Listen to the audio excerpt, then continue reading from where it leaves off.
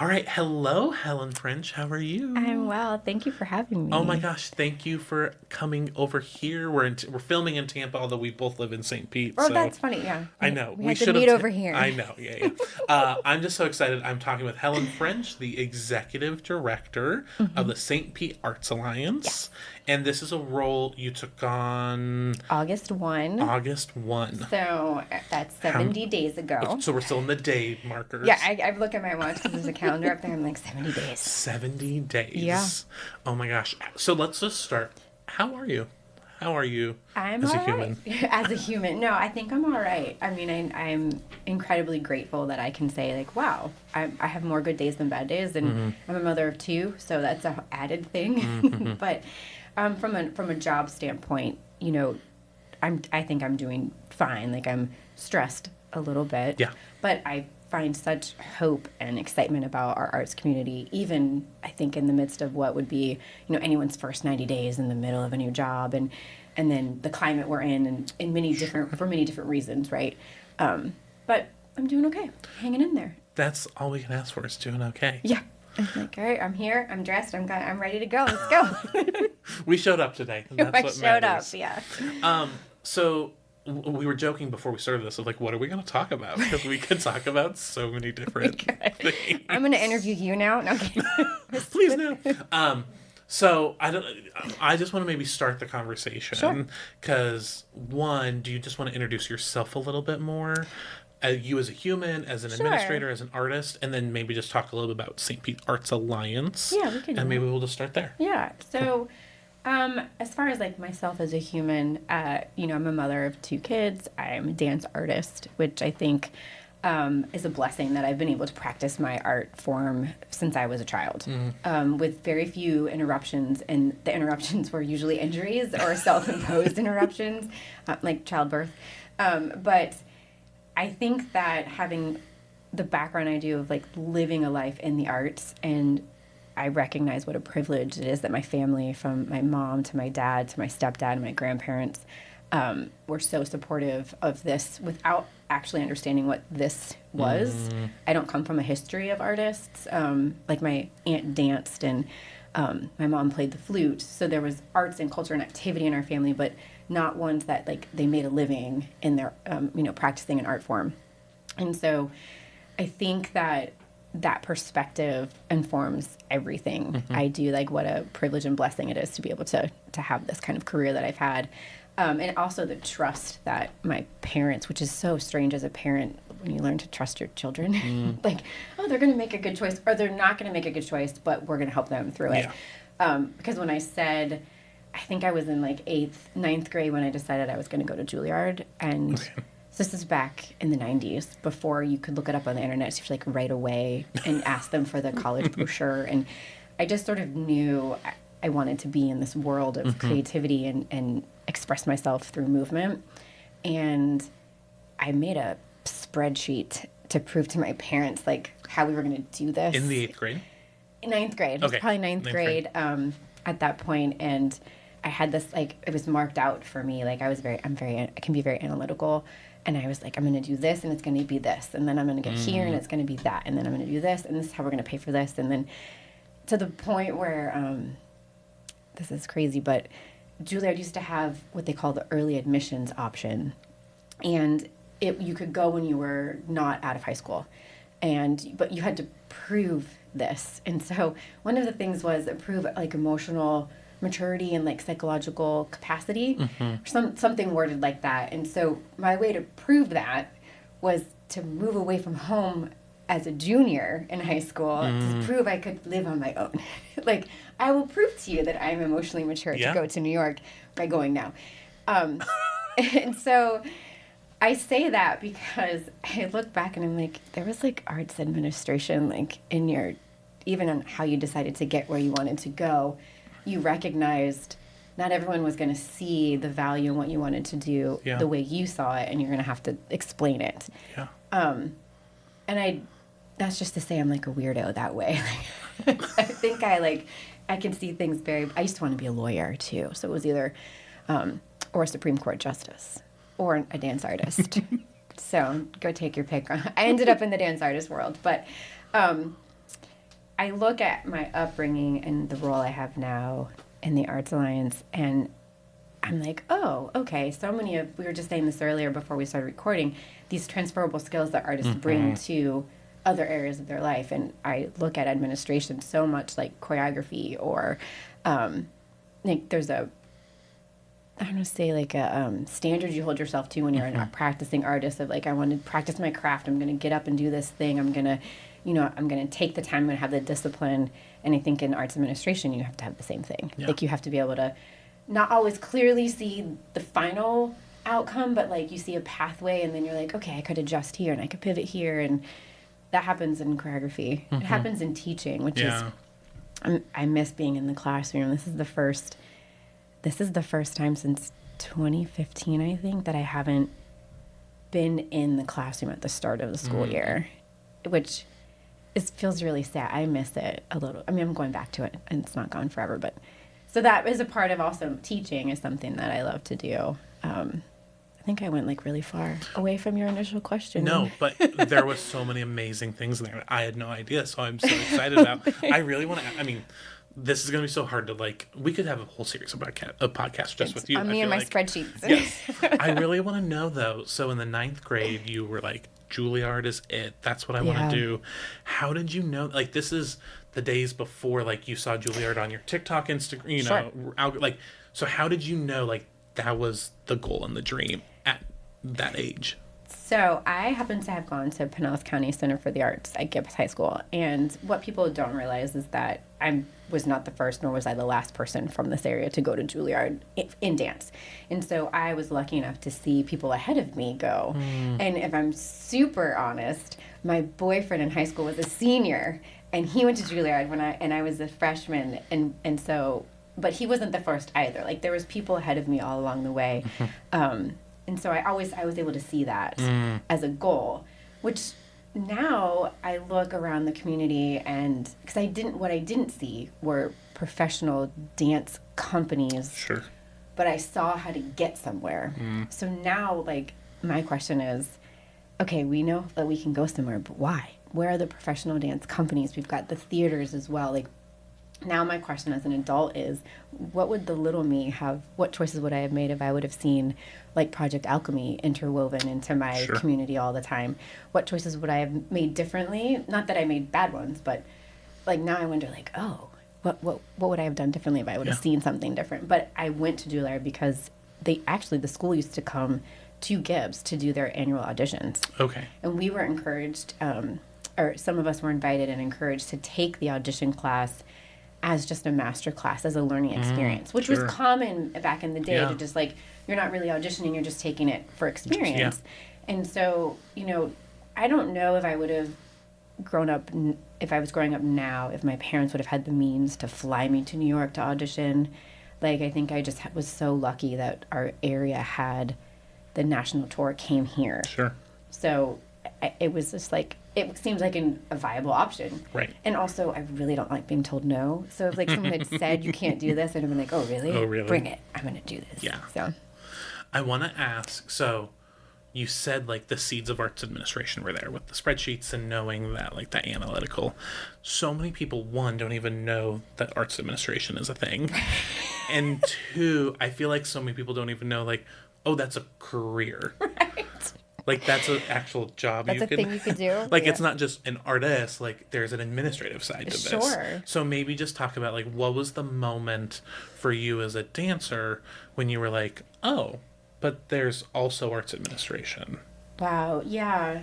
I think it would probably go all the way back to when I was in New York. So I danced for a company called Puglisi Dance Theater. And before it was Puglisi Dance Theater, it was Puglisi Form and Dance. And then there was a company split, and Jacqueline Puglisi took over the company. And a lot of times when we were laid off, we'd be offered other opportunities for work that weren't could be admin or could be something else. And I just remember being around spaces where my artistic director also had an administrative side, and I saw it happen, and then I would help her, or I would be sent to stage works in different colleges or in other parts of the country, and I'd have to understand how to, like, connect to an administrative person and say like, North Carolina Ballet or, and so I started to see like, oh, there's this other way, and actually how I'm speaking from an artistic standpoint needs to be translated into like a office speak or something. And I don't know that I was like intentionally like, oh, let's be curious about that, but you just sort of realize, oh, my elevator pitch for this to this person needs to sound like this. Right. And then as I realized, the default everyone says when you're not going to practice your craft is to teach. And I was like, well, that's so insulting to all teachers because there are amazing teachers and that is their artistry. Yeah. And so I was like, why is the assumed default that I'm going to teach? I love teaching, but I also love managing resources and trying to figure out how I can get things to happen. Like, how can we have this resource support this initiative? And how do, like, I like looking around and saying, oh, what do we have? What can we make? It's kind of like cooking or choreography. Like, how are we going to do this? And you have to have some type of administration understanding. Yeah. Otherwise, it's just a little hodgepodgey and maybe not sustainable, or I'm going to say not convincing enough to people who don't understand what you're doing. So they're like, what are you talking about? You can't be so like namby-pamby that people are like, oh, I don't know why I would invest in that. Right. So I think it just, my interest in arts administration just evolved from being in the company and kind of seeing it as a necessity if you want to get stuff done. Yeah. So, and I'm very fortunate that the company I danced with, Buglisi Dance Theater, they encouraged artists to look at other strengths that they have. And I was surrounded by artists who were mothers, whose kids were present in spaces where kids normally wouldn't be present, and that women were working in ways that maybe in the arts world seems normal, but in the business world, be like, why is your kid at work with you? And like, we had kids that work with us all the time. Right. So I think it's just a slow evolution. Yeah. So, yeah. And so you were in New York, and then you decided to come back to St. Pete. Yes. What drew you back? Like, what was the thing that's made you want to? It was twofold. So at the time when I was moving back, I was watching my career. So the dynamic of how company life was structured from a contractual standpoint started shifting between 2006 and 2008. And going from having guaranteed 30 to 40 weeks of work a year to gig by gig was starting to kind of happen. So, like, I could see the writing on the wall where I was given a lot more open free time. And I moved away from home when I was 16. So, 10 years later, 10, 15 years later, I'm looking and thinking, like, well, I haven't, like, lived with my family. And where I'm from St. Pete. My mom's from St. Pete. My stepdad's from St. Pete. His parents were born, we're like third generation, basically. And I missed family in that way. And I was, getting older and thinking, like, well, life in New York isn't always sustainable from a financial standpoint. So I started looking at coming back and, like, oh, could I go back and forth and only go to New York when I was actually actively paid as a dancer and spend the rest of my time at home. And I even called it home. And I even started switching my my NPR station. We were on tour, and my really good friend Marie would, like, she'd laugh at me so much because I would change my NPR to Florida, to St. Pete's NPR, to, like, our WUSF or whatever. And she's like, why are you listening? So I'm like, because I'm going home. I'm like, this is home. Because this is home. She's like, you're wild. And so I started to make my way back. And, of course, back to the whole spreadsheet, must have a plan idea. That's me, must have a plan. I reached out to, at the time, Nancy Smith, who was working at St. Petersburg College in the dance department there, which is no longer in existence. And unfortunately, Nancy passed almost before COVID, so she passed away. But I said, hey, I want to come back, and there's dance at St. Pete College, and can I, get a job or whatever? And I teach the Alexander technique. And so I was like, I have a certification that you guys don't offer. And, like, I have this special thing that I could do. And we worked it out, and we wrote the curriculum and got it approved by the state. And then, so I knew I had a job. Like, I had a way to come home that would justify to people who are like, what are you doing? And justify to myself this, like, scary change of giving up your New York lease. Sure. And then I came home. So it was, like, gradual. I was thinking about it a couple years before I did it. And then I met my husband shortly before I moved home.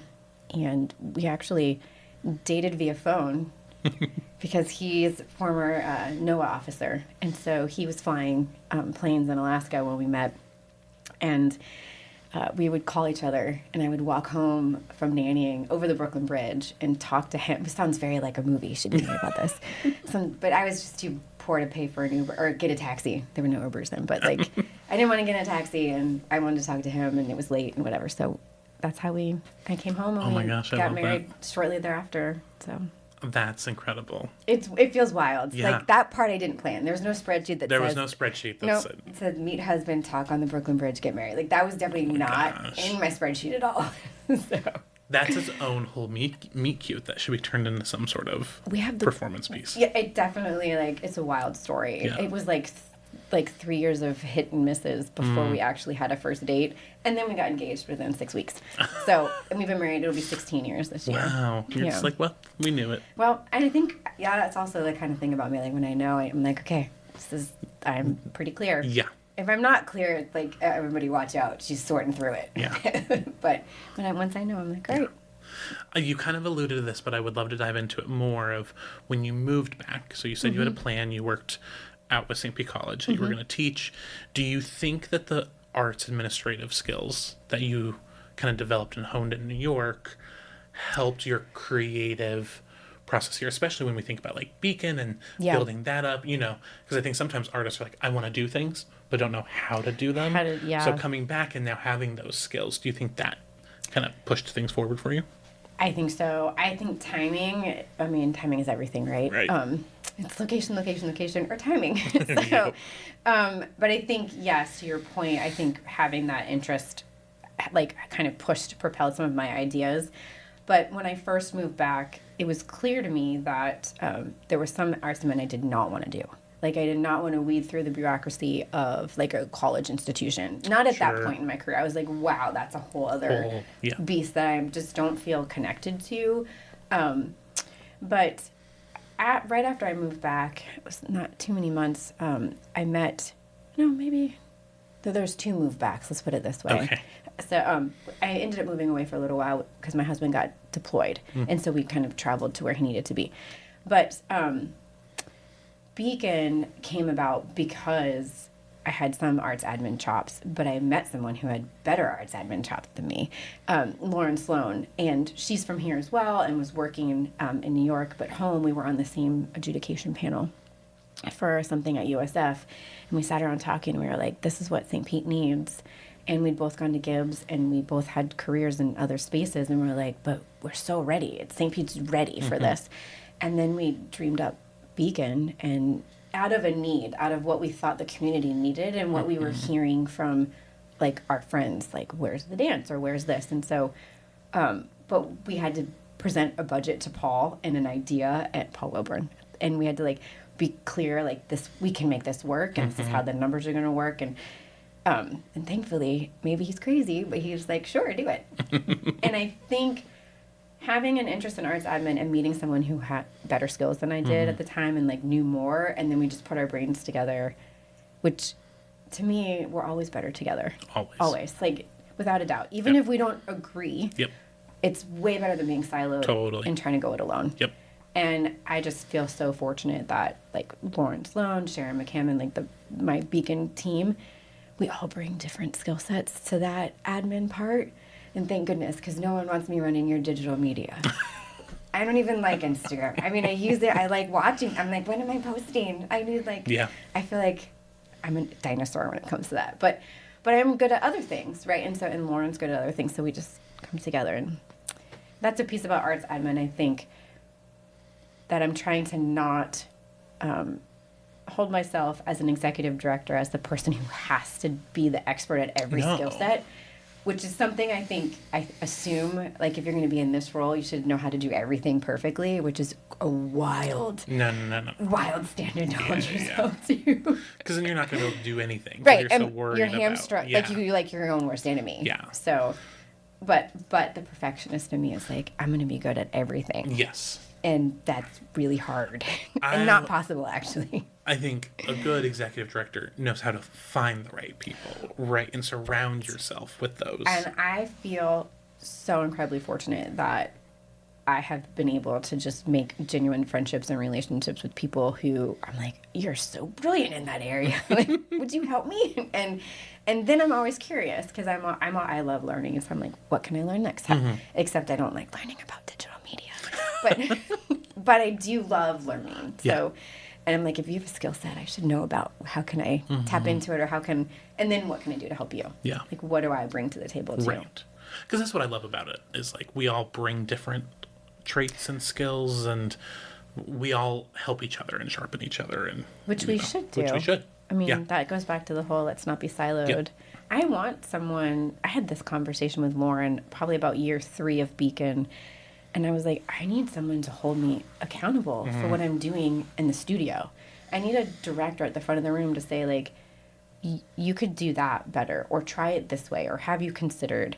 And I think sometimes my fear when I was looking at taking this role as the ED was that I wouldn't have someone doing that for me, because I know how much I missed it from the artistic side, and how much I want to be held to a standard, which I don't know if everyone is the same way, but I'm so like the worst thing in dance is to not get a correction. Like if a choreographer or if a teacher doesn't give you something to work on, then I always assumed they weren't even paying attention to me, which is devastating because you're out there working so hard. you want some feedback on what you've done. And I think my fear coming into this job was a little bit of like, am I not going to be held to a standard? And I don't mean like my performance review from the board. I mean like thinking standard. Like am I really pushing myself? Right. What am I really being innovative? Am I really looking, or like, did you just like call in today and like not even show up with your brain? Right. Well, in roles like that you have with an alliance, because it's so based on community and so based on community advocacy and what we as a region need, right? It's not rooted in what does Helen want. Right. And oftentimes I'm like, thank goodness, because what I want, I'm like, I want more people to make more dance. And which I think every visual artist might be like, what is she talking about? Right. I'm like, I want more art all the time. I want more art experiences everywhere. But I want to hear what the community is saying too, you know.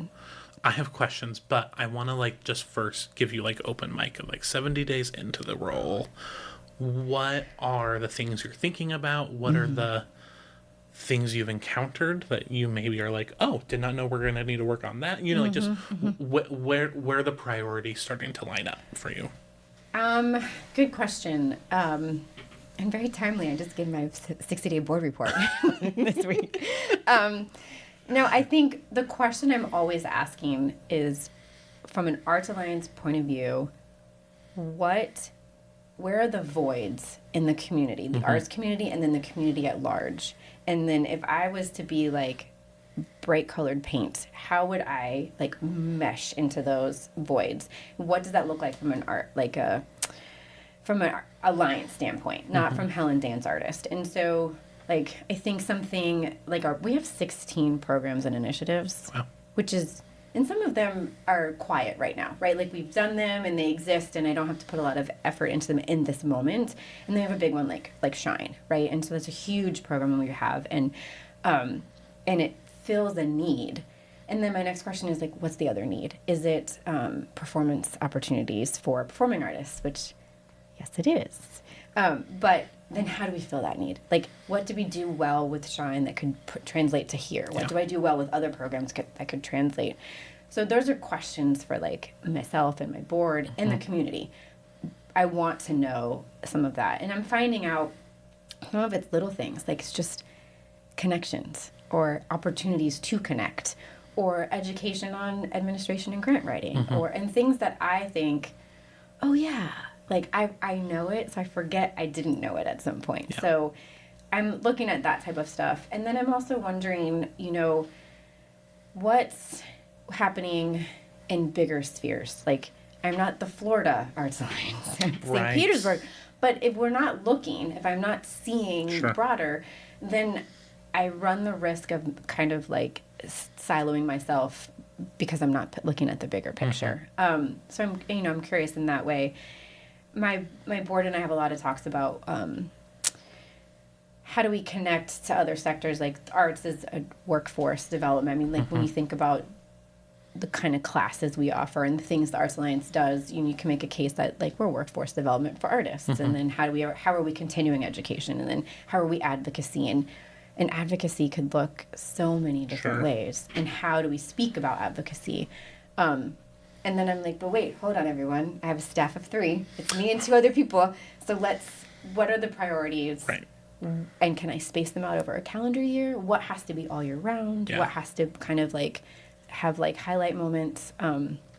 So those are the big 70-day in questions. And I feel I have an amazing board. And like, hi guys. But he didn't pay me to say that, and they didn't pay me to say that either.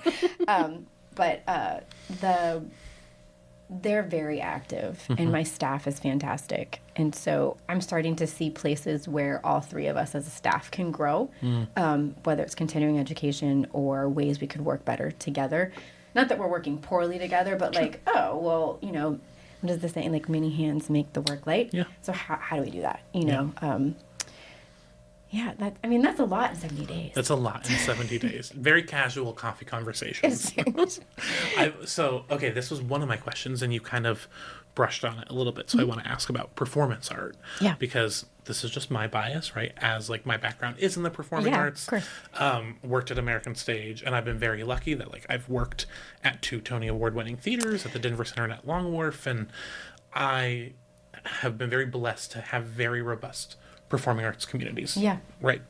And the visual arts here are definitely our dominant art form. Sure. And performance art, we have a lot of great stuff. But also, I would argue, for a city and a region our size, I don't think we have the level and the quantity of performing arts that I personally think we should have. Sure. So maybe my question is, like, as a fellow performing arts background administrator, what are your thoughts? Just what are your thoughts as Arts Alliance? Are there any conversations around that? Because that was like my first question when you got hired. I was like, oh, a dancer. I was like, someone's going to understand us, right? Hopefully. So, I just would love to like unpack that a little bit. Yeah. So back when Beacon was formed, what I learned early on with Lauren is that our community didn't understand what performing arts is and how it's important, like, because it's not tangible, right? It's ephemeral. It's an experience. Yep. It's something that you connect with. And like the way you connect or don't connect with a visual piece of work, you can usually just walk away from or stay in front of it longer or revisit it, right?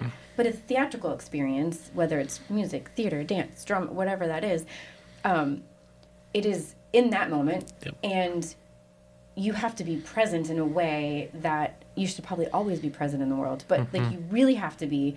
And then I feel like there's so many barriers, like, and it's not just like financial access barriers, but it's barriers in understanding that you actually can go to the theater and not like it, and there's nothing wrong with you. Nothing. If you didn't not get it, you just didn't like it. Yep. And that's also totally cool. Or you like, so this, and then once you have an experience, then you're like, oh, well, I didn't really get it. And then maybe you don't go again. Or maybe you have an amazing experience, but the next time it's like not quite as amazing, but then you feel like you did something wrong. Or and maybe not everyone feels that way, but I've just noticed that this expectation from the community about what performing arts is sort of skewed from what the doer, the performer, is offering. Right. And so I wonder, and I wondered this with Beacon, how do I educate the community? How do I be engaging and inviting and open and educate them? Is it, meet and greets? Is it, which maybe works sometimes, but is it just the way you talk about it in the press? Is it the way you hold yourself in spaces and invite people to come? Do you open the doors for rehearsals? I mean, things that theaters do and that dance companies do.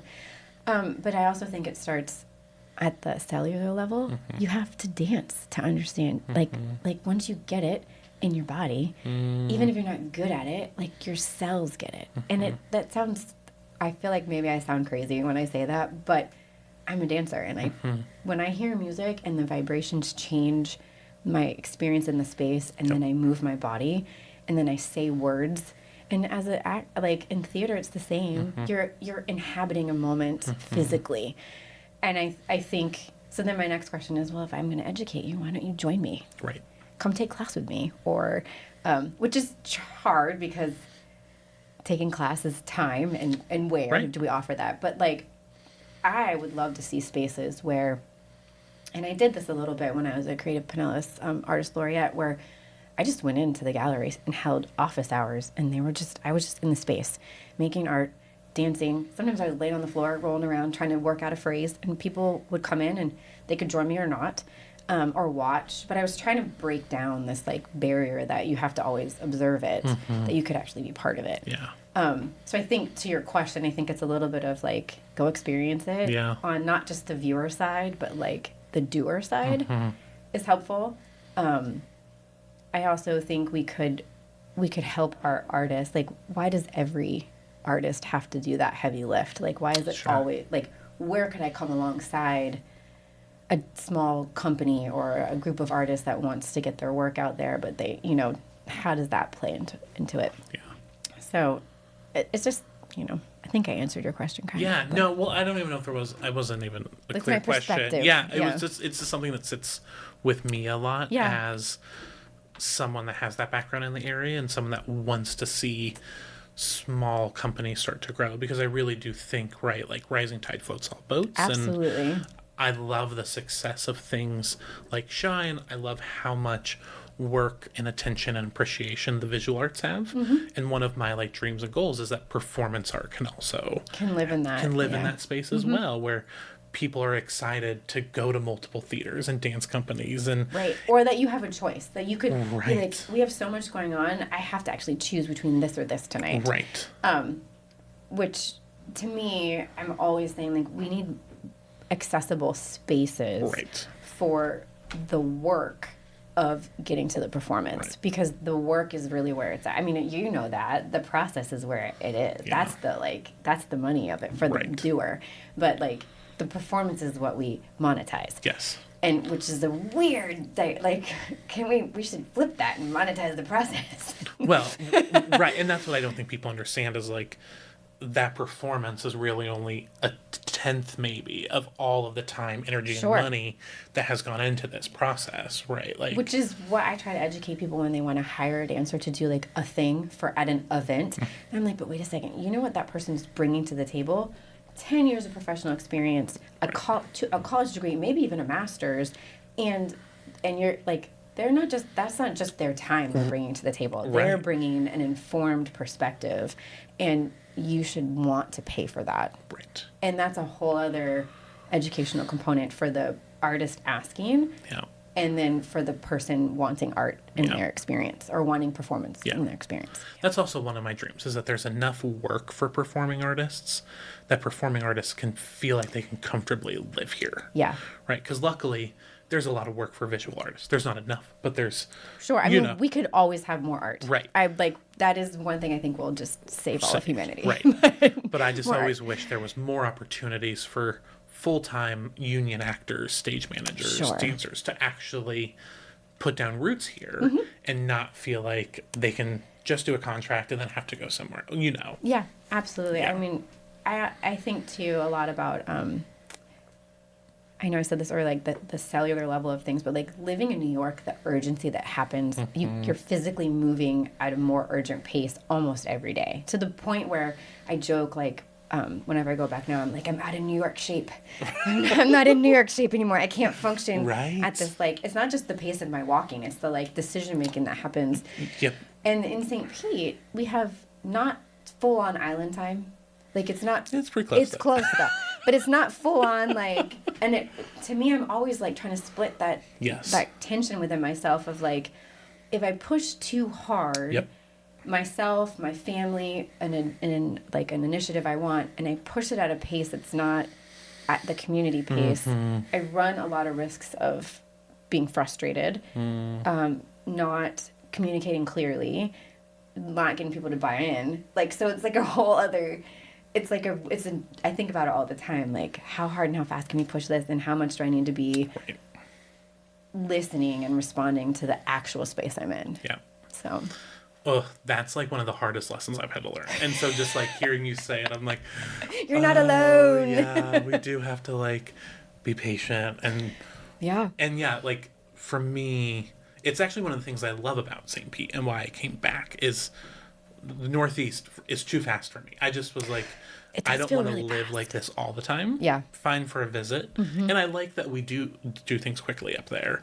But I love that it's like down here, I can go after work and just hang out with friends get a drink at a beach bar somewhere. Right. Like that's my vibe more.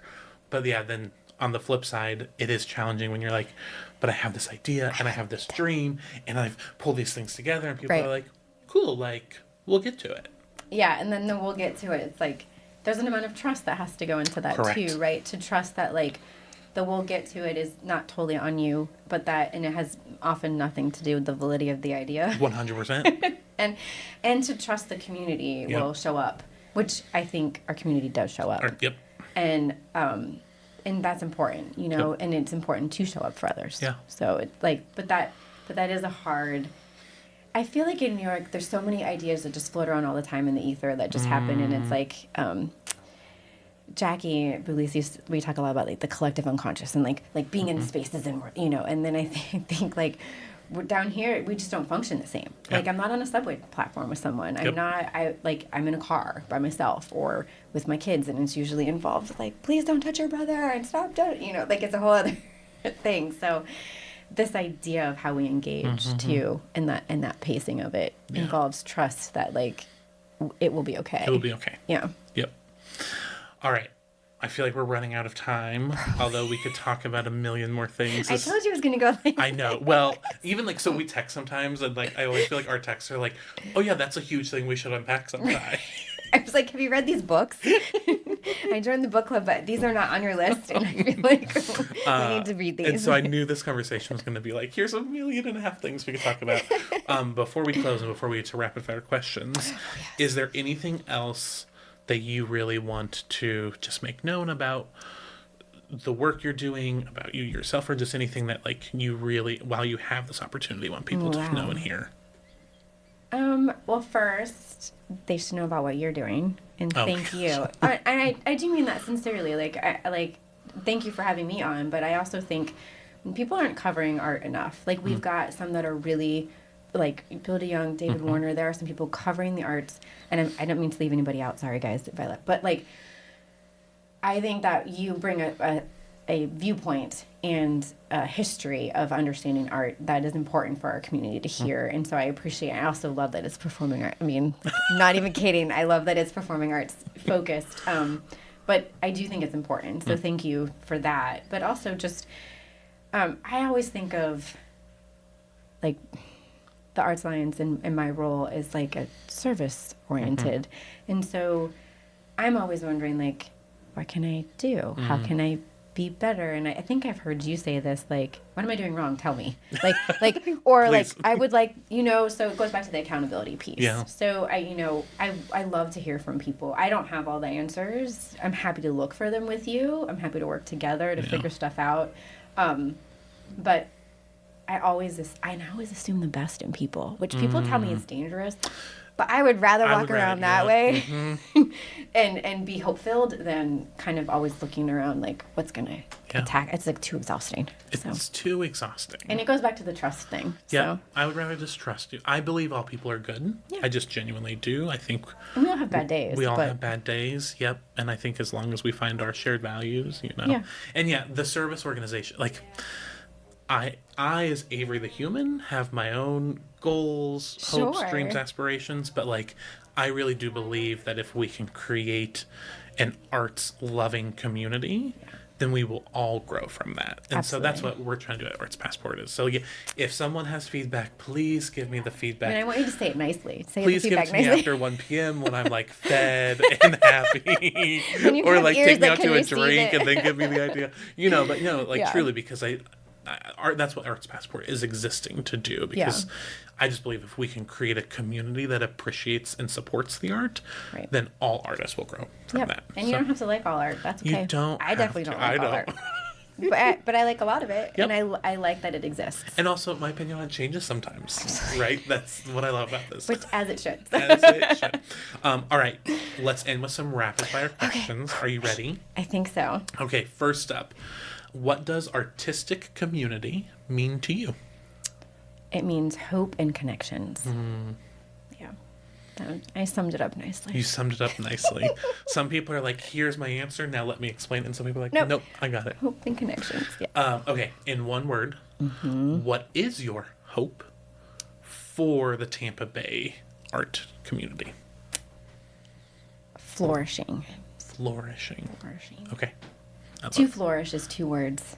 Yes. So I can't do that. But so I get say it. flourishing. We want it to flourish. Exactly. Yeah. Okay, and then lastly, just for fun, Yes. if you could have dinner with any artist, living or past, who would it be? I thought about this one really hard because there's 2, and I've narrowed it down to 1. Okay. But Hildegard von Bingen would be the person I would I love. don't think I'm familiar with her. 12th century composer, spiritual faith-filled woman, healer. I did my research for my MFA. Part of my thesis was on her. She was immured and shut away by her parents because she had visions, but she counseled kings and leaders, and she was a healer, and she did a bunch of but she was also a composer. And I just think as a woman artist who was, oppressed in so many ways, it's 12th century.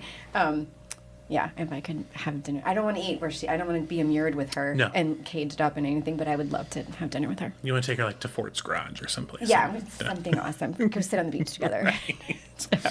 I love it.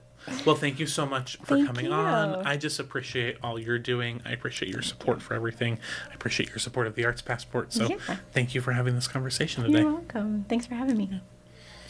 All right, that's it. Yay. We're all done. I knew we were going to touch on we didn't touch on half the things. I know. We could have talked about books. We could have talked about... We could talk about so many things, but I feel like it was a great conversation. Thank you. Yeah, it was really Start your fun. own podcast. It was